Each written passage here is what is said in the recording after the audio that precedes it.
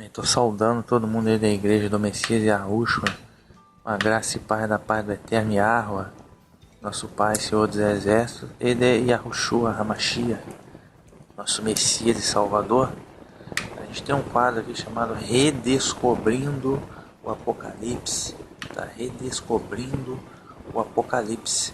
E é fundamental que você acesse a playlist e comece a fazer a sua maratona, né? A playlist Redescobrindo o Apocalipse. Então, na sequência que vamos capítulo por capítulo, né? Recomendo que você acesse não só a playlist, mas o link aí na descrição do vídeo já está o capítulo 1. Né? Nós tratamos da revelação do Messias Yahushua, né? Acerca das coisas que iriam acontecer, né? E demos algumas pormenores, né? Alguns parâmetros sobre o livro do Apocalipse. Assista também o episódio Escopo Teológico, o link está aqui na descrição. Te dá também um panorama sobre o que é o Apocalipse, como funciona a nossa interpretação historicista. E recomendo também que você assista a playlist A Verdade sobre o Arrebatamento, né? Cujos links também estão aqui embaixo, para você ter uma noção também. As 70 semanas, também o link aqui embaixo, as 70 semanas do livro de Daniel, tá? Para que você tenha uma abertura de entendimento acerca desses fenômenos, tanto o arrebatamento como as 70 semanas do profeta Daniel, que causam muitas distorções, né? Na escatologia cristã, de maneira geral, tá totalmente errada, né? Mas enfim, seguindo nessa jornada, vamos, né, agora ao Apocalipse capítulo 2 e 3, estudar a profecia acerca das 7 igrejas do Apocalipse. Então esse episódio, as 7 igrejas do Apocalipse, as 7 igrejas do Apocalipse. Pois bem, são 7 as igrejas do Apocalipse, Apocalipse capítulo 2 e capítulo 3, né? Essas 7 igrejas foram comunidades que existiam de fato, factual, verídico, realmente existiram. Um desses lugares podem ser visitados hoje no que é a atual Turquia, antiga Ásia Menor. Então realmente existiram, mas eram comunidades, não estavam entre as maiores de seu tempo, né? Por exemplo, a cidade de Roma, né? Que era uma grande congregação, ou de Jerusalém, por exemplo, ou de Antioquia, né? Mas enfim, e foram escolhidas, né, como as 7 igrejas do Apocalipse. Por que será? Porque essas cartas, as 7 igrejas do Apocalipse, são na verdade proféticas. Não são exatamente tão somente cartas pontuais para essas pequenas comunidades daquela época. Ou seja, são cartas atemporais e proféticas. Tá? Então esse mistério das 7 igrejas do Apocalipse nos dão um panorama de toda a era messiânica, um panorama da igreja em toda a era messiânica, né? Desde a ressurreição do Messias até a consumação, okay? Até o seu retorno, ok? Então é um panorama espiritual, um panorama religioso da igreja messiânica ou da igreja cristã, como queira, né? Nesse período escatológico. Então as cartas são proféticas. Veja bem, a gente estudou no capítulo 1 que o Criador, o Pai Yahuwah, deu a revelação para seu filho, o Messias. O Messias acionou o seu anjo, tá? E acionou seu apóstolo, João, para poder dar essa revelação. Então, torna-se, portanto, seria esdrúxulo se houvesse tamanha mobilização apenas para dar umas mensagens pontuais para 7 pequenas comunidades lá na Ásia Menor. Não faz sentido. Né? Veja bem, se você você vai acionar o exército, tá, para combater uma guerra. Você não vai acionar o exército para prender um ladrão de galinha. Não faz sentido, né? Se for para prender o ladrão de galinha, mande no máximo a guarnição da polícia. Agora, para combater uma guerra, um fenômeno muito maior assim, faz necessário uma mobilização grande do exército. Então, não há sentido em ter uma mobilização do Pai, do Messias, seu Filho, do anjo e do apóstolo, tá? Né? Somente para entregar a mensagem para 7 pequenas comunidades da Ásia Menor, que nem eram as maiores de seu tempo. Não faz sentido algum, ok? Então, por que tamanha mobilização? Por que tamanha importância? Porque as cartas são proféticas. Repito, é um panorama religioso, espiritual de toda a era messiânica ou era cristã, ok? Da igreja. Então, esses nomes aqui foram escolhidos a dedo. Os nomes têm significados. Tá? As pontuações que estão na carta têm significados atemporais. Não é só algo pontual daquela época. São proféticos e é o que a gente vai estudar isso.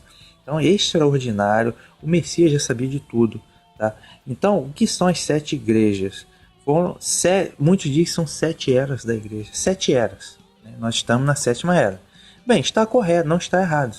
No entanto, existem estilos de igreja que coexistem ao mesmo tempo.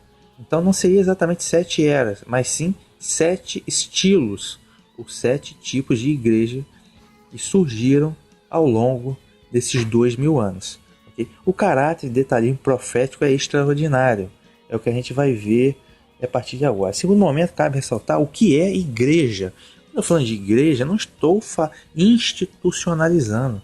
Não estou falando de denominação, não estou falando de, entre aspas, proprietários de salvação que colocam pedágio para você pagar, não. Tá? Igreja não é denominação, igreja não é religião. A igreja é o cristianismo, não importa. Tá? Se é judaísmo, se é cristianismo, né? Ou seja, a própria igreja original do Messias era a seita dos nazarenos. O cristianismo surgiu séculos depois. Né? Então tudo isso a gente vai estudar aqui. Mas igreja é o quê? O conjunto de todos os eleitos. Tá? Os eleitos espirituais. Tá? Vamos dizer, o corpo espiritual do Messias, que é a cabeça. Tá? Que é a cabeça da igreja. Então a igreja é o conjunto de todos os eleitos. Tá? Então aí não depende de denominação, não depende de religião. Ok? Que fique bem claro isso. Tá? Então vamos iniciar Apocalipse capítulo 2. Primeira igreja do Apocalipse é a igreja de Éfeso. Tá? Que tem a carta aos Efésios, né, que Paulo mandou. A palavra Éfeso, o que significa a palavra Éfeso? Significa amada, querida e muito desejada. Okay? Significa amada, querida e muito desejada, companheira escolhida, também significa, ou seja, a igreja é o que a noiva do Messias, a noiva de Cristo. Então ela é amada, querida, companheira escolhida, muito desejada do Messias. É o que significa a palavra Éfeso. Aí no caso, Éfeso aqui significa a igreja, a congregação do primeiro século, okay? Que é o que a gente vai ver a partir de agora. De se notar que as 7 igrejas têm uma estrutura, né? Primeiramente tem o título do Messias, né? O título do Senhor, né? Na sequência ele faz uma menção honrosa, depois ele faz uma crítica, isso mesmo, ele faz críticas às igrejas, depois ele faz uma admoestação, um chamado, um desafio e uma promessa. Tá? Então todas as cartas têm esses pontos. Então é extremamente interessante. Mas vamos lá. Igreja de Éfeso diz assim: escreva ao anjo da igreja de Éfeso. Assim diz aquele que tem na mão direita as 7 estrelas, aquele que está andando no meio dos 7 candelabros de ouro. Conheço a conduta de você, seu esforço e a sua perseverança. Sei que você não suporta maus. Apareceram alguns dizendo que eram apóstolos, você os provou, descobriu que não eram. Eram mentirosos. Você é perseverante, sofreu por causa do meu nome e não desanimou. Tá? Mas há uma coisa que eu reprovo. Você abandonou seu primeiro amor. Então eu vou recapitular aqui. verso 1 a 3, para a gente ir verso por verso e entendendo o caráter da mensagem. Diz assim: escreva ao anjo da igreja de Éfeso: assim diz aquele que tem na mão direita as 7 estrelas, aquele que está andando no meio dos 7 candelabros de ouro. Ou seja, as 7 estrelas é a liderança, né? A liderança das igrejas. Os 7 candelabros de ouro são a própria igreja, que o candelabro irradia a luz. Então as igrejas irradiam a luz do evangelho do Messias, ok? Então ele nessa saudação, né? Esse título aí, ele está dizendo que é ele quem comanda.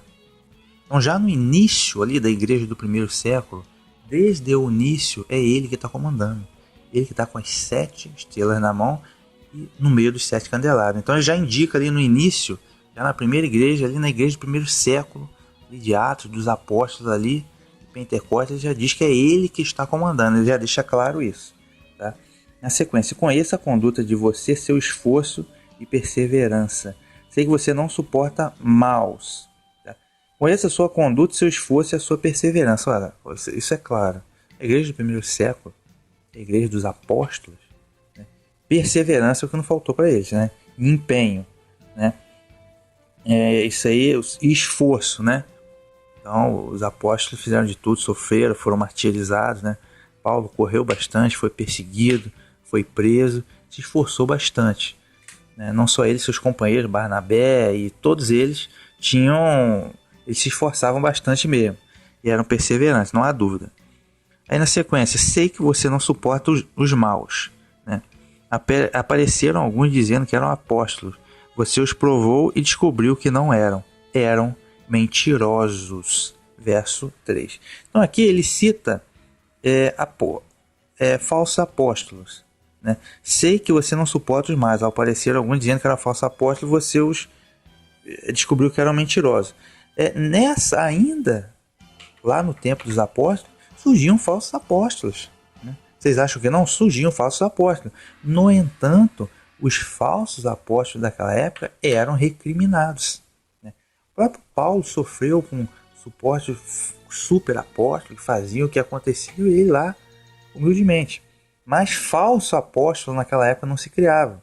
Por quê? Os verdadeiros apóstolos estavam presentes. Okay? Então, não foi o momento ainda que os falsos apóstolos se infiltraram. A gente vai ver que isso aconteceu depois da morte dos apóstolos. Mas ele cita aqui falso apóstolo, né, porque essa é a igreja dos verdadeiros apóstolos. Okay? Então ninguém se criava qualquer um que tentava deturpar a sã doutrina já era repreendido, né, porque os apóstolos estavam vivos ali ainda. Tá? Então esses falsos apóstolos não se criavam. Verso 3. Você é perseverante, sofreu por causa do meu nome e não desanimou. Olha, não há dúvida, né? A igreja do primeiro século, a igreja apostólica, ela sofreu bastante, né? Muita perseguição. A primeira a perseguir foi o Sinédrio, né? O Sinédrio judaico, enfim. E Paulo também foi bastante perseguido, né, pelos judeus, seus conterrâneos, mas acabou morrendo na mão de César Nero, como foi o caso de Pedro também. Todos eles, né? Com exceção de João, que terminou isolado na ilha de Patmos, os demais apóstolos todos foram martirizados, foram mortos. Okay? Então eles sofreram bastante perseguição por causa do nome do Messias, mas não desanimaram, eles foram realmente perseverantes, né? O verso 3 está claro. Verso 4: mas há uma coisa que eu reprovo: você abandonou o seu primeiro amor. Né? Isso aqui é muito misterioso. Mas há uma coisa que eu reprovo: você abandonou seu primeiro amor. Preste atenção, repare onde você caiu, converta-se e retome o caminho de antes. Caso contrário, se não se converter, eu chego e arranco da posição em que está o candelabro que você tem. Então veja que no verso 4 vem uma crítica. Você abandonou o seu primeiro amor. O que estava acontecendo ali exatamente? Esse verso é muito misterioso. Qual seria o primeiro amor? Será que eles abandonaram o Messias? Será que eles abandonaram? Não, porque eles, conforme está no verso 3, eles perseveraram, foram perseguidos por causa do nome do Messias e perseveraram. Então esse primeiro amor deles não seria exatamente o Messias, né? Não seria exatamente o Messias. Qual é o primeiro amor Eles estavam se esquecendo, né? Pois é, aí é que está a questão.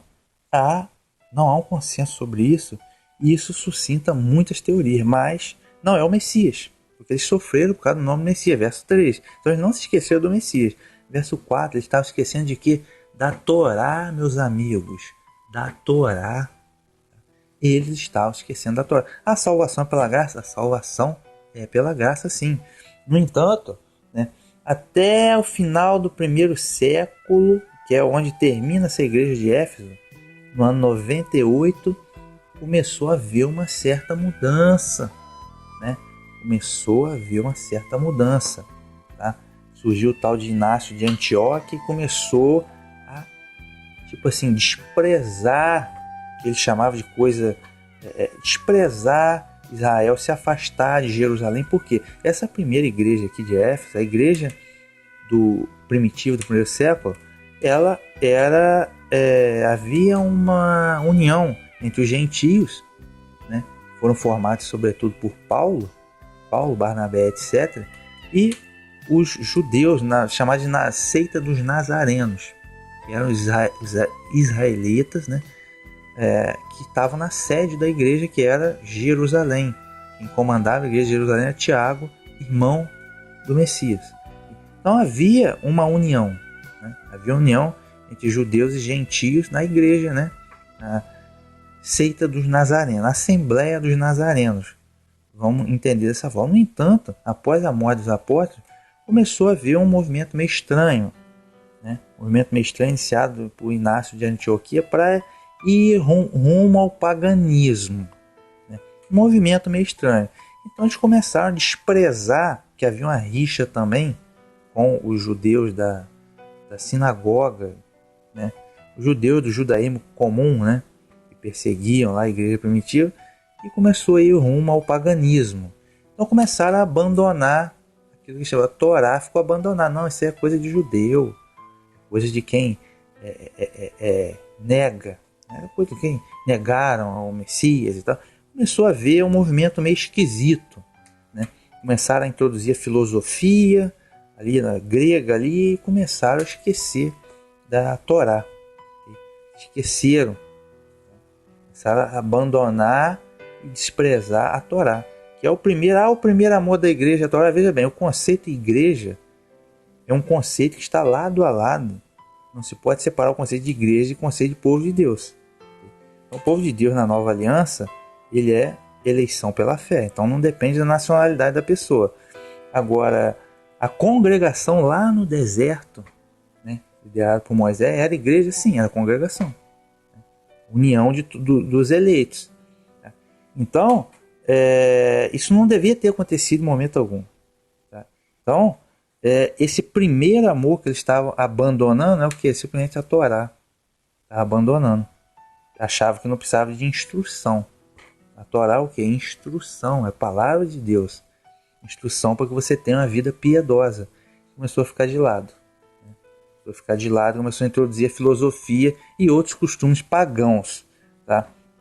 Então, é isso. É o primeiro amor que começou a ficar esquecido.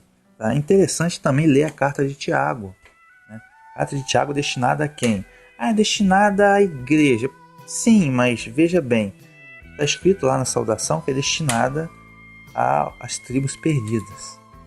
Então, ela era destinada mais especificamente aos israelitas, crentes, óbvio, no Messias, em Cristo, óbvio, né, que estavam perdidos, deslocados de Israel, né, mundo afora. Tá? Então Tiago está exortando a eles acerca do cumprimento dos mandamentos, que ele estava abandonando. Tá? E a fé, beleza, a salvação é pela graça mediante a fé. No entanto, a fé sem obras é morta. Tiago disse isso. O que significa? Que a fé salvífica gera frutos. Esses frutos são as obras da fé. Cumprir os mandamentos, cumprir os preceitos, cumprir os estatutos. Não é causa de salvação. Salvação não é por obra. No entanto, a fé salvífica, que é a causa da salvação, produz frutos, que é uma consequência da salvação, que são as obras. E eles estavam abandonando, né? Tipo assim, fé sem obras, né? tinha fé, mas não guardavam, não seguiam os mandamentos, preceitos, estatutos da Torá. Isso aí não existe. Tá? Então é isso que estava acontecendo. Mas enfim. Então ele exorta aqui, ó, preste atenção, repare onde você caiu, converta-se e retome o caminho de antes. Né? Retomar o caminho de antes, né? Fazer o que se chama hoje, né, no mundo nazareno de techuvá, faça o retorno. Né? Caso contrário, se não se converter, eu chego e arranco da posição em que está o candelabro que você tem. Tá? Então ele está exortando a retornar às boas práticas.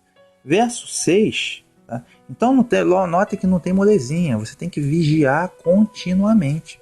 Ele que acha que é crente, né, que acha que é um discípulo e que se afasta ou que relaxa, não é assim que a coisa funciona não, tá? Tem que estar continuamente alerta. Verso 6. Ainda uma coisa boa você tem. Detesta a conduta dos nicolaítas. Eu também detesto. Verso 6. Então ele está dando aqui mais um elogio, que essa igreja primitiva aqui detestava a conduta dos nicolaítas, tal qual o próprio Senhor disse que detesta, ou seja, que não gosta. Quem é nicolaítas? Tá? Nicolaítas é uma seita herege, né? Uma seita herege que praticava alguns costumes meio esquisitos, tá? Que envolviam a idolatria, né? Costumes pagãos, né? Como comer alimentos sacrificados aos ídolos, e a imoralidade sexual. Né? Eles estavam querendo misturar isso com a adoração messiânica, né? A adoração bíblica. Né? Eles estavam querendo misturar isso com as coisas da igreja. Tá? Então, e isso era reprovado pela igreja do primeiro século. Não havia, porque os apóstolos já chegavam com a pronta correção. É o que está nas cartas de Paulo. Sempre ele chegava denunciando uma heresia, orientando, tá? Para não haver contaminação, práticas pagãos, alimentos sacrificados aos ídolos e moralidade sexual. Tá? Não misturar isso com as coisas da igreja. Tá? Então era isso. Então não tinha vaga para os nicolaítas. Né? Verso 7. Quem tem ouvidos, ouça o que o Espírito diz às igrejas. Ao vencedor darei como prêmio comer da árvore da vida que está no paraíso de Deus. Então aqui ele faz uma promessa. Né? Quem tem ouvidos, ouça o que o Espírito diz às igrejas. Ao vencedor eu darei como prêmio comer da árvore da vida que está no paraíso de Deus. Veja bem, isso tem tudo a ver com a igreja do primeiro século. Tá? Você lê lá 1 Tessalonicenses capítulo 4, ele não dizia, Paulo coloca a esperança do discípulo, né, do cristão, em que? A esperança é na ressurreição, no retorno do Messias e na ressurreição dos mortos. Você lê o capítulo do Apocalipse, né, a partir do capítulo 20, você vai ver que vai ter um novo céu, uma nova terra. Eu já expliquei isso no episódio do arrebatamento. Tem o arrebatamento, eu já expliquei para onde que é o arrebatamento, né, que é para o céu e por que é e quem vai. Mas a morada eterna é a nova terra e o novo céu que vai ter. Nova Jerusalém vai ser na nova terra. E as pessoas, ali Apocalipse 20, 21, 22, terão acesso ao que? A árvore da vida. Então essa promessa que ele faz aqui da árvore da vida tem tudo a ver com a fé original. A fé original da igreja, a fé hebraica original, não era na alma imortal. Não era em ir para o céu e ficar eternamente morando no céu. Não era isso. Eles tinham fé no que eles chamam até hoje de... Se fala muito até hoje no mundo vindouro. Tá? E o que é esse mundo vindouro? Esse mundo vindouro, tá, é a nova terra. Isso é depois dos 1000 anos. Depois dos 1000 anos, a nova terra. Nessa nova terra, as pessoas terão acesso à árvore da vida. Portanto, não vão morrer. Então, veja bem, essa mensagem final aqui, essa promessa de respeito ao mundo vindouro, tá? A árvore da vida, a ressurreição, a nova terra, a morada eterna, bem no estilo aqui do que era a fé original. Okay? Fé original. Então vejam que tem entrelinhas, cada verso tem uma quantidade absurda de informações. Então a igreja de Éfeso, tá, representa a igreja apostólica, então, a os nazarenos. Não é o cristianismo, não existia cristianismo, meu amigo. A seita, que era chamada vulgarmente seita dos nazarenos. Inicialmente eram apenas israelitas, galileus, varões de Israel. Depois, a partir de Pedro, começou na casa de Cornélio, depois, sobretudo, com Paulo, criou várias comunidades gentílicas, mas todos eram unidos, e o centro da liderança era Jerusalém. Tá? Então, a igreja dos nazarenos, a igreja apostólica, okay? A igreja do primeiro século, é a igreja de Éfeso. Okay? A gente já pode ir para a igreja do segundo século, a segunda igreja, que é a igreja de Esmirna. A igreja de Esmirna. A palavra Esmirna significa esmagada. Tá? Esmagada. E vem da mesma raiz de mirra, que é uma erva balsâmica que libera seu aroma ao ser esmagada. Então, a Esmirna representa a igreja do século II e do século III. Tá? Ou seja, por que esmagada? Por que esmagada? Porque a igreja do século II e III foi muito perseguida. Sobretudo pelo Império Romano. Os discípulos naquela época já chamados de cristãos, né? Os discípulos foram muito perseguidos. Muitos iam para Helena, no Coliseu, eram mortos por leões como espetáculo, foram muito perseguidos, sofreu intensa perseguição pelo Império Romano. Então, da mesma forma que a mirra, quando você esmaga, ela solta o aroma, né? O verdadeiro discípulo, o verdadeiro cristão, quando ele é perseguido, quando ele é provado, é que ele demonstra a fé dele, o aroma agradável a Deus, a fé dele. E se morrer, se for necessário, sem problema. Okay? Esmirna esmagada. Vamos lá. Escreva ao anjo da igreja de Esmirna: assim diz o primeiro e o último, aquele que esteve morto, mas voltou à vida. Verso 8. Aqui é o título do Messias. Qual é o título dele? Primeiro e último. Aquele que esteve morto, mas voltou à vida. Então veja que essa mensagem tem tudo a ver com a igreja de Esmirna, porque a mensagem é o quê? Superar a morte. O Messias morreu, mas ele superou a morte e ressuscitou ao terceiro dia. Okay? Então, isso tem tudo a ver com a igreja de Esmirna, porque muitos morreram perseguidos, mas qual o problema? Né? Porque uma vez que eles morrem em nome do Messias, por causa do nome do Messias, eles têm a certeza da ressurreição para a vida eterna. Eles foram martirizados, tá? Então, o tema aqui já está claro, ele já está indicando superar a morte. Verso 9: conheça a sua tribulação e a sua pobreza, mas você é rico. Verso 9: alguns que se dizem judeus andaram blasfemando, mas eles de fato não são judeus. Eles formam sim uma sinagoga de Satanás. Recapitulando aqui o verso 9, conheça a tua tribulação e a pobreza. Então, tribulação não há dúvida, porque eles sofreram intensa perseguição. E pobreza no caso material, porque eles eram relegados a cidadão de segunda classe. Eles não podiam ter honras, ir para o consulado, ir para o senado. Não. Os cristãos eram muito perseguidos, aquele cidadão de segunda classe, economicamente e socialmente. Aí ele diz, mas você é rico. Apesar da pobreza material, é rico espiritualmente. Okay? Alguns que se dizem judeus andaram blasfemando, mas eles de fato não são judeus, eles formam assim a sinagoga de Satanás. É a primeira vez que ele menciona uma sinagoga de Satanás. Né? E essa sinagoga de Satanás estavam blasfemando, né? Que se dizem judeus andaram blasfemando. Né? Por quê? Porque andaram blasfemando do nome do Messias. E contribuíram também na perseguição, né, dos cristãos. Na verdade, essa sinagoga de Satanás, o que eles fizeram lá pelo século II? Houveram as guerras romano-judaicas. Então eles levantaram o Messias dele lá. Levantaram o Messias, mas acabaram por fim perdendo as guerras romano-judaicas. Então eles andaram blasfemando porque eles levantaram lá o Messias dele e não deu certo. Né? Lá em meados do século II, tá? E eles também blasfemaram contra o verdadeiro Messias. Tá? E contribuíram para blasfemaram contra a igreja e também contribuíram para a perseguição da própria igreja. Tá? Mas eles de fato não são judeus, né?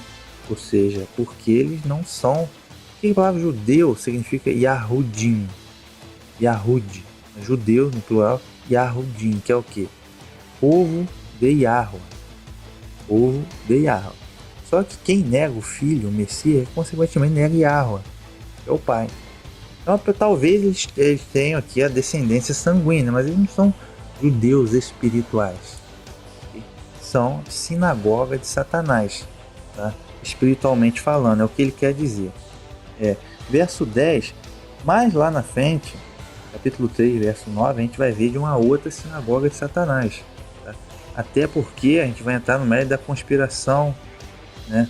Da conspiração, do cabalismo, do ocultismo e outras coisas, né? Que vieram a formar o que é a sinagoga de Satanás que a gente tem hoje. É o sionismo político, a cabala, sistema bancário e várias outras coisas. Tá? Então tem isso também, mas enfim. Verso 10, não tenha medo do sofrimento que vai chegar. O diabo vai levar alguns de vocês para a cadeia. Será para vocês uma provação, mas a tribulação não vai durar mais do que 10 dias. Seja fiel até a morte. Ele está falando de martírio e perseguição. Ó. Não tenha medo do sofrimento que vai chegar. O diabo vai levar algum de vocês para a cadeia. Será para vocês uma provação, mas a tribulação não vai durar mais do que 10 dias. O que seriam esses 10 dias? Bem, acredite-se, esses 10 dias de provação orquestrada pelo diabo seriam os 10 reinos de 10 Césares romanos, que cobriram um período aí de mais ou menos 200 e poucos anos. Tá? Esses 10 dias, acredita-se, que foi o período de 10 Césares romanos, né? E durou essa intensa perseguição. E mais seja fiel até a morte. É como diz, ele é discípulo, ele não nega o nome do Senhor. Se for para morrer, ele vai morrer sem problema. Ele já morre com a certeza que vai superar a morte. E o Senhor irá ressuscitá-lo. Para aquele que nega, perde a salvação. Então não vale a pena, né? Aqui, ó, no final do verso 10 ele diz: eu lhe darei em prêmio a coroa da vida. Aqui é a promessa. Eu lhe darei prêmio a coroa da vida. Ele está prometendo a vida eterna. Quem morre martirizado tem o nome, pelo nome do Senhor, o Messias, Yahushua. Ele já tem garantido a promessa da coroa da vida e a salvação para a vida eterna, né? Quem tem ouvidos, ouça o que o Espírito diz às igrejas. O vencedor ficará livre da segunda morte. O que é a segunda morte? Segunda morte, todos vão de ressuscitar. Os do bem vão ressuscitar para a vida eterna. Então aqueles que foram martirizados vão participar da primeira ressurreição. Final, Apocalipse capítulo 20, depois do Armagedon, retorno do Messias, concomitantemente a primeira ressurreição e o arrebatamento. Não tem arrebatamento antes do Apocalipse capítulo 20. E não tem outra ressurreição antes. 1 Tessalonicenses 4. Tem que ser lido também com atenção. Então essa é a primeira ressurreição. Depois dos 1000 anos, vai ter a segunda ressurreição. Tá? E aqueles vão ser julgados de acordo com suas obras. Quem não estiver no livro da vida vai para a segunda morte. O que é a segunda morte? É o lago de fogo, que vocês conhecem como inferno. Inferno, mais corretamente chamado lago de fogo. Essa é a segunda morte. Essa é a morte verdadeira. Essa é a morte que você tem que temer. Porque quem vai para o lago de fogo, para o inferno, vai ter condenação. Né? Vergonha, desprezo, choro, ranger de dentes. Não vai participar, óbvio, da vida eterna. É a antítese da vida eterna, da glória. Ok? Então, segunda morte. Então o vencedor ficará livre da segunda morte. Já tem a garantia. Né? Já não há que temer a condenação, o lago de fogo, o inferno que vocês chamam, já tem a garantia da vida eterna. Então essa igreja de Esmirna, note que ela não recebeu nenhuma crítica, tá? Ela recebeu aqui elogios, admoestação, chamado, né? E a promessa, né? Ficará livre da segunda morte. Eu lhe darei como prêmio a coroa da vida, né? Veja que ele simplesmente, essa igreja de Esmirna não recebeu crítica. Por quê? Porque viveram num tempo muito difícil, um tempo de intensa perseguição, e eles aguentaram firme. Muitos morreram, tá? Perseguição, sobretudo pelos Césares romanos. Tá? Então não recebeu, morreram, mas não negaram o nome do Senhor. Não recebeu crítica dessa igreja aqui. Tá? Então é isso, gente. Essas foram as duas primeiras igrejas, né? Primeiro século, a igreja apostólica, Éfeso, e a igreja do século 2 e 3, a igreja de Esmirna, ok? Então até o próximo episódio é a continuação. Um grande abraço aí, fiquem com a Shalom.